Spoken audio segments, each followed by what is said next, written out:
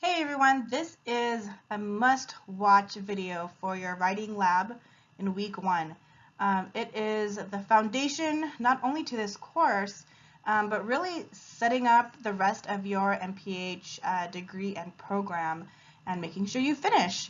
So please make sure to definitely watch every minute of this video and then let me know if you have any questions. So again, we're going to be primarily talking about setting up your thesis capstone topic and developing a timeline. So to go into a little bit more about thesis or capstone, and I didn't mean to make one larger or the other, I just caught that just now, but a thesis is really an individual paper. It's a research paper, it's narrow in depth, it's nice, perhaps especially for online folks, because you can work individually, you have some autonomy over your topic, and it's definitely a good option if you're considering more grad school, for example, a PhD program. It can help develop an expertise. So you can say, I did my thesis in this area, so it's something that you know a lot about once you've gone through the whole process of writing your thesis. Some of the cons, it could be a con that you're working by yourself. It's a lot more writing than the capstone project, still similar. But anyhow, so those are some pros and cons, and that's what a thesis is and why you might choose to do a thesis. Capstone is also, it's a paper, but it's also based more on practical experience, and it's a little bit more broad in scope versus narrow. You could be doing, for example, a curriculum development, working with a specific community. You could be doing a social media campaign for an organization. You might be doing program evaluation, so you might be working and doing key informant interviews or focus groups. But in general, it is based on gaining skills and having a more practical experience. Some of the pros to doing a capstone is that you can work in a group of 3 to 4. Individual capstones are possible, with good reason, but generally capstone projects are with a small group of people. Maybe less autonomy over the topic because one, either there's a capstone available for you to work on, or that you know of, or you're working in a group. So you have to come to some type of a consensus. Or it might be that, for example, a researcher or a community has a specific topic. So that's why I say it's not something that you might exactly want to do, but hopefully pretty close, and you're getting a lot of good skills. It's also a good option if you're considering more practice-oriented positions, working for the county or working as a program manager, and this way you can gain some skills that are practical in nature that you can highlight when you're, going up for those type of positions. Some of the cons might be that, there's more time that you need for outside meetings with your group and or community organizations. So again, the difference between a thesis and a capstone really depends on, maybe some of your goals, not only for the program, but for your career. If you're thinking more grad school and you want to develop an expertise in a certain area, you might think about a thesis. If you're interested in more practical experience and working with a small group, definitely lean towards capstone. And again, you and I can talk more specifically about what you're looking for and what you think is practical and what you might want to do. Luckily, we finally have a few cohorts. I think 4 graduating cohorts. 5 and 6 are graduating this year, and 7 just entered. So luckily you have some examples now that you can go to. If you go into CSUSM's library, click on Scholar Works, and then click on Dissertation and Thesis, or Theses, you'll see different departments, and then click on Public Health, and you'll be able to see all the different thesis and capstone projects listed in the library. That, to me, is one of the best ways that you can figure out what's expected, what it might look like, especially if you can find a topic that is somewhat similar to yours or methods that are similar, so you can kind of see how they wrote up the methods and conducted the work, even if the topic is different. So think about that. Look through our public health thesis and capstone projects that have already been completed and are cataloged in the library, to look for some good examples. And if something aligns pretty well or even close, feel free to use that as a template for how you're organizing your work and writing it up. So I'm glad that we have these examples, and definitely make sure to look through as many as you can, and definitely look at thesis, versus capstone, etc. Okay, so whether you're doing a thesis or a capstone, I think I haven't read what might be different from the handbook. It might say 3 for a thesis, but in reality, you only need 2 committee members to sit on a thesis or a capstone project. Your committee chair for your project should be a tenure-track public health faculty member. There's some few exceptions. For example, Ms. Lisa Bandong has an expertise in lactation support and environments. So if that's a topic you're interested in, we have done that before. But we have to talk with everyone and figure out what's the best committee to put forth. But generally, your committee chair is going to be one of the 4 tenure-track public health faculty, and I'll go over who we all are. Now, your second, who is typically like a reader or a second person, they can also be a tenure-track public health faculty member, or they can be an outside approved person. So if you're working in a community, it might be someone who is a key stakeholder.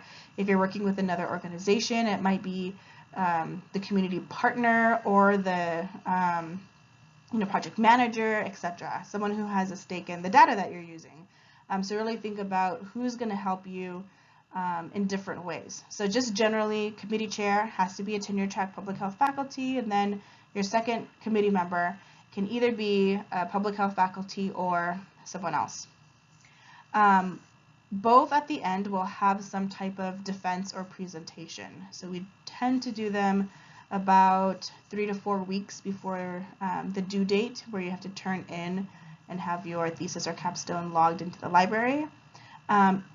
Even though one's a defense, one's kind of a group presentation, they're essentially the same in that you have it's about an hour, where the first 20 minutes are your presentation.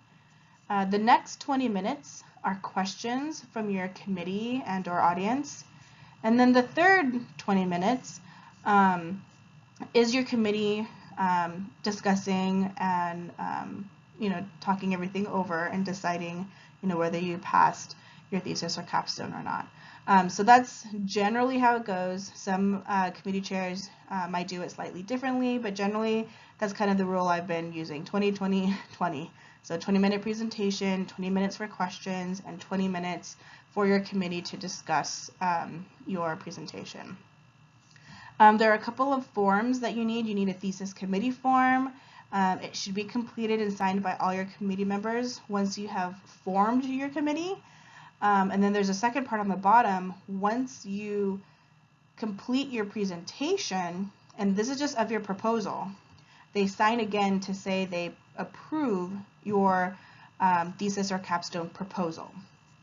Then you have university forms, and for there I would direct you to the ETD submission guide, which is a website within CSUSM library. What I would just do is, I always still Google everything. I just Google CSUSM ETD submission, and you'll see all the forms that you need. But the thesis form for our department, and also advancing to candidacy forms, those are in MPH Central, and those are available for you to download. Now remember, there is a university deadline.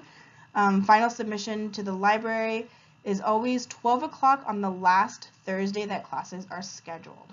And I have the dates a little bit, well, we'll talk about it a little bit later as we talk about your timeline. Now, if you are taking a thesis course, you are registering in your last semester, and I should say not just your last semester, but your last session, PH 698, and for a capstone is PH 695.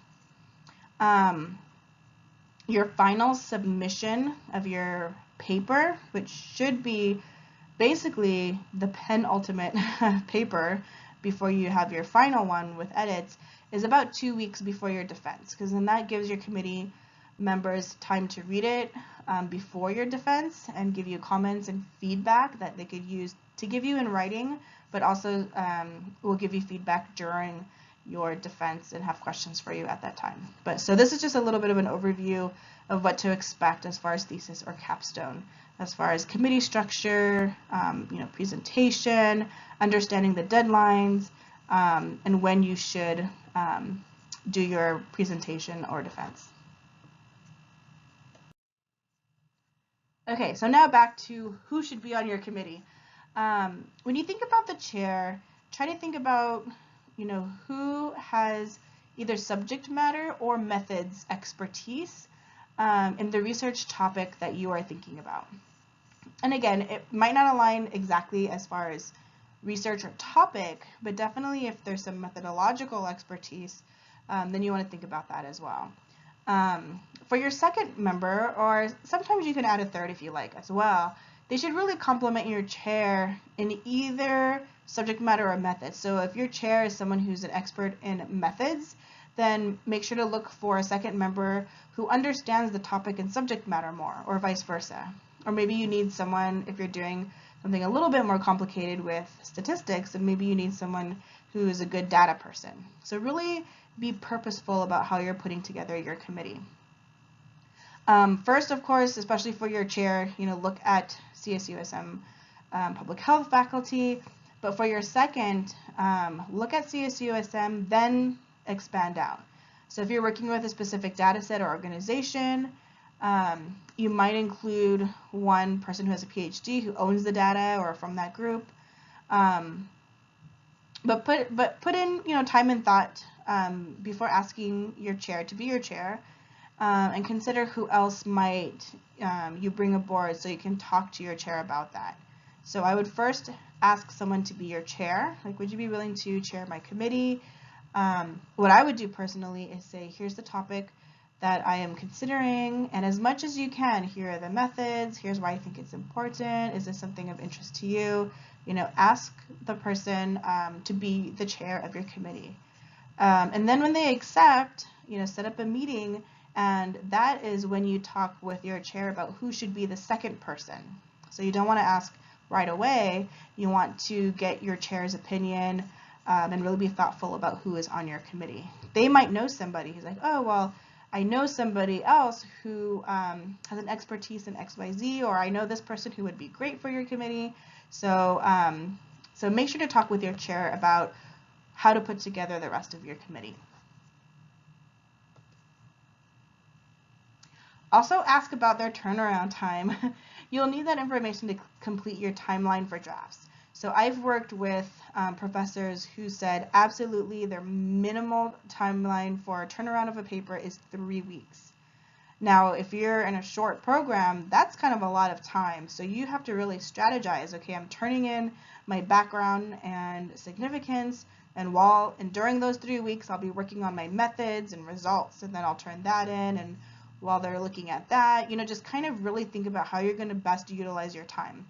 I would say most people might have about a 2-week or 1-week turnaround time, but that's a really important question to ask your chairperson just to get their insight and say, how many weeks turnaround time do you want, for these drafts? And then share the timeline with your chairperson as well. Okay, so here we are. First one, me, Christina. My background is mostly in health disparities. So I've worked with both Latino and Pacific Islander communities and populations. Some of the specific topics that I've worked a lot in are obesity, physical activity, some smoking, and other risk type behaviors. I'm also interested in adolescent health and mental health. So those are just some topics to consider where I might already have some experience. And then we have Dr. Deborah Morton. Her main area of interest is epidemiology, specifically chronic diseases. And if you're planning on using secondary data analysis or using big data, she would be the person to talk to. Any of us should be able to do basic to somewhat complicated statistics, but if you're working with especially like a really large data set, national data set, and you want data expertise, she's definitely a good person to ask to be on your committee for that. And again, just kind of focus on epidemiology, chronic diseases, etc. And then we have Dr. Emmanuel E. Boniwe. He also has a background in epidemiology, but his main expertise is in environmental health. So anything related to the environment and impacts on health, Dr. E. Boniwe would be the person to go to and talk to about that. Dr. Asher Santos, he is our global health person and expert. He also does HIV research. He's really interested in how the relationships between nations impact health outcomes. So if you're a global health, have global health interests, especially as it relates to relationships and systems and organizations, Dr. Santos is definitely the person to go to for that. Non-tenure track faculty, as I mentioned earlier, Lisa Bandong sometimes can sit as a chair or sometimes as a second committee member, kind of depending, but her interests include lactation support for parents, especially in the university or for students. She also has an interest in prenatal yoga and just generally parent-child health, advocating for students who are parents, and she also has some experience developing an educational toolkit for her own capstone and her own MPH project around PCOS. So she has some experience there, and those are generally maternal and child health topics are her interest. And when you start looking for second committee members, definitely start with CSUSM. Like I mentioned, check out other departments. We have, even within our school, we have human development, there's anthropology, communication, environmental science. You have to have one person in public health, but it's sometimes also nice to have kind of a multidisciplinary approach, or just depending on what you need for your specific research project, whether thesis or capstone. But you might also want to think about having one person outside of public health. So definitely aim for that, or think about that and research the different other faculty and look to see what their expertise and research interests are. Okay, this is probably one of the most important slides as far as not only the class, but again, your whole MPH degree and program. And that is to make a checklist and a timeline for yourself with all the deadlines that you need. Really kind of work backwards. So if you go to the second to the last bullet, here I have the dates for most of you all will be graduating in spring. So the last day to submit to the library, whether thesis or capstone, is May 7th, 2020. So that is your ultimate deadline. I recommend, 1 to 2 weeks before that, potentially 3, is when you defend your presentation to your committee members, because you want to give yourself time, about a week or 2, to then make all the needed edits. Everybody will have edits after your presentation. Nobody has a perfect paper. Nobody has a perfect defense, and that's part of the process, is getting the last bit of feedback and edits, and then it goes to the library. So if you're graduating in fall, or if you're graduating in spring, like most of you are, start with May 7th, 2020. Now you're probably going to be defending mid-May, having your defense. And then work backwards from there. For mid-May is your defense. 2 weeks before that, you want a draft. That's already early April, late March. Now that's a full draft. So now you're January and February working on the different sections of your draft, looking at the results. And so now you can kind of see that you're already starting to work a lot on your thesis and capstone, come October, November, December, whether it's collecting the data, getting the data set up, prepped, doing interviews. A lot of this happens before the semester or the session that you are actually taking your thesis. By the time January comes along, that last semester that you're here, you should practically be finishing up. So keep that in mind as far as where you're at in your timeline. But feel free to use this as a template. The first thing to do is form your thesis and capstone committee. First get a chair and then talk with your chair about who should be the second. You're going to submit your thesis capstone committee forms. You're going to work with your chair on a topic. And even through this class, as we go through different drafts, you can work with your chair outside of this class to say, okay, I'm working on my proposal in 507. Here's the topic, here's the direction. Your chair is already involved with you. And then you're going to set a presentation date for your proposal. So for this class, if you're ready and you have a committee, I would consider, here it says inviting them to your class presentation. We have them in class, but even if we're doing everything online or through Zoom, if, for example, I'm on your committee and there's a second person on your committee and you're ready by week 6 or 7, then I would absolutely invite that second person to view your presentation for class, but we will also count it as your proposal presentation. So that way you have your committee members there watching your presentation, and at that point we can sign off.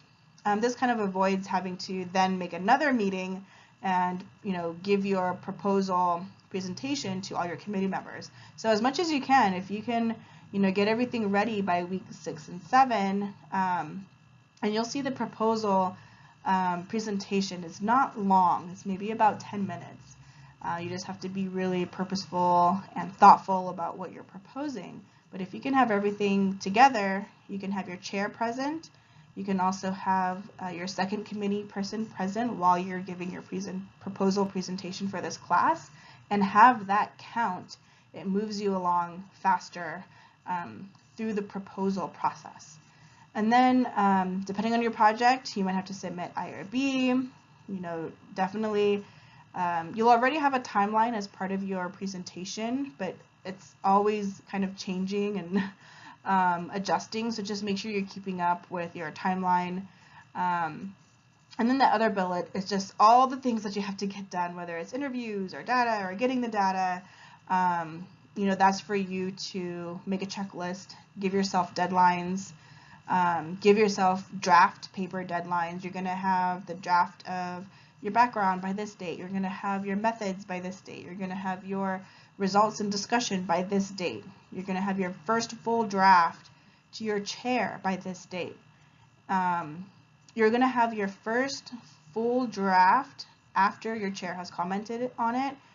Not your first full draft, but your first good draft at least 2 weeks before you present, before you do your defense. So kind of keep all of these dates in mind, and I'm going to have everyone turn in at least a draft checklist and timeline. You could use this as a template, and make sure to turn that and submit that into me by Sunday night. I just want to see that you're aware of when you're graduating and whether you have a December submission or a May submission. Most everyone will have a May submission.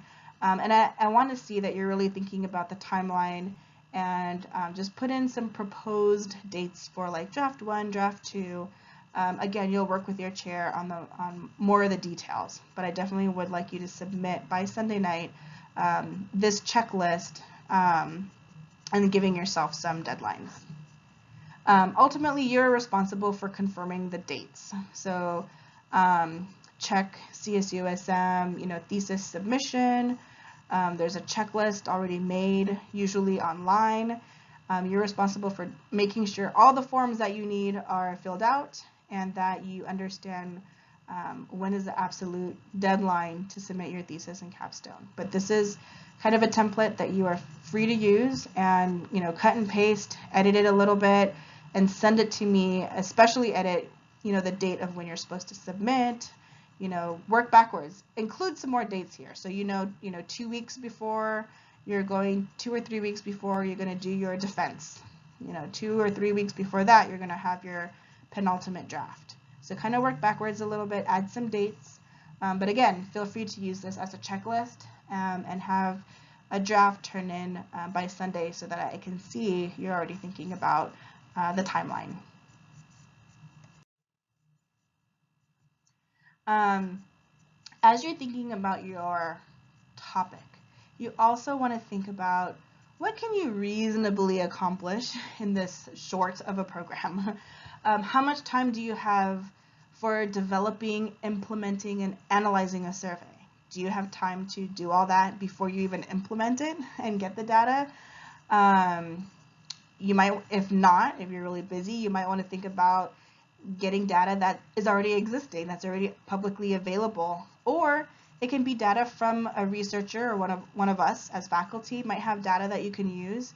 So you've already cut out that first part of developing it, getting people to do it, cleaning the data. If you can skip all that and get straight to having the data, that's one way to help manage the time and speed that part up. If you do have time, would you have time to conduct an intervention? I would say most people do not. We did have one student who did like a pilot yoga program, developed it, conducted it, and then evaluated it. But that takes a lot of forward planning, a lot of meetings, a lot of development. So just really think about what you can reasonably do within a reasonable time frame. You might even think about conducting a qualitative study. Maybe it's key informant interviews and focus groups, and you want to understand themes or topics related to a specific subject. So just really think about what is reasonable timeline-wise. So again, you might want to consider secondary data analysis, and I definitely recommend that given the timeline in our program, and especially if you're doing a thesis. So again, start a timeline, work backwards, even though, for example, for spring grads, the deadline is May 7th, you may want to make your personal deadline to submit your thesis or capstone 1 week before. That way, if something doesn't get uploaded, your paper has to be ADA compliant. So if there's something that's not compliant in the way that you formatted it, you have at least a week to finish all that up before the deadline. So let's say the absolute deadline is May 7th. Put on your timeline, you will submit to the library May 1st. So you give yourself that extra week. And then, as I mentioned, so May 1st, let's say May 1st is your deadline, you are going to defend or present, I would say more like 2 to 3 weeks, but you want to at least 2 weeks before your submission deadline. So again, if you're graduating in the spring and your deadline is May 7th or your personal deadline is May 1st, you know that by mid-April you should be defending your thesis or capstone and having that final presentation, because you definitely will have edits after that. So that's kind of a little bit more on topic and timeline. Okay, so now for this course, as I mentioned before, usually I say take an hour, but definitely probably more like 2 hours. This is really the foundation of getting and setting up your thesis or capstone. So what I would like you to do as kind of like a draft, start developing your topic. Think about your research question, why it's important, so really justifying and giving a good rationale for your topic and research question. Complete the timeline and checklist. Those are actually one and the same, what I showed you. You have a checklist for all the things you need to get done, but also include in your checklist, a timeline. If you want to do them separately, one is like more for forms and steps, that's fine too. You can have a checklist, and then you can separately have a timeline for your defense and when papers are due, that's fine as well. But what I really want to see and what I'm asking everyone to turn in by Sunday is some type of checklist / timeline, so I can see that you're already thinking about when everything is due, working backwards. And then I think as you start to work backwards, you'll see how quick you'll probably have to start working on your thesis or capstone. And lastly, if you go into Cougar Course, you'll see that I have a link to make an appointment with me. So again, during Writing Lab, usually I'm able to walk around and talk with students. I don't want to lose that in an online class. So for this course, because it is really important that we communicate and we make adjustments, or you give me your thoughts and I give you feedback, I do want to have individual appointments so we can talk about your specific topic, the direction that you're heading, and so we can really set a good foundation for the work that you're going to do, which I know is going to be great. So be sure to look at week 1 in our Cougar course. You're also going to, once you've kind of decided on a few things, fill out a thesis survey that I made, thesis and capstone survey. Again, it's available in Cougar course. And then you want to turn in your timeline/checklist by Sunday. There's also a link there. And then you'll also make an appointment with me so we can kind of talk about your direction. So I'll have links to everything and directions in Cougar course so you can kind of just look at, what are you doing this week, and I'll have it listed as usual, 1, 2, 3, make sure you do these things this week. So again, I look forward to speaking with everyone individually. I hope this separate presentation helped answer a lot of your questions about, setting up your thesis and capstone. And again, I look forward to talking with you.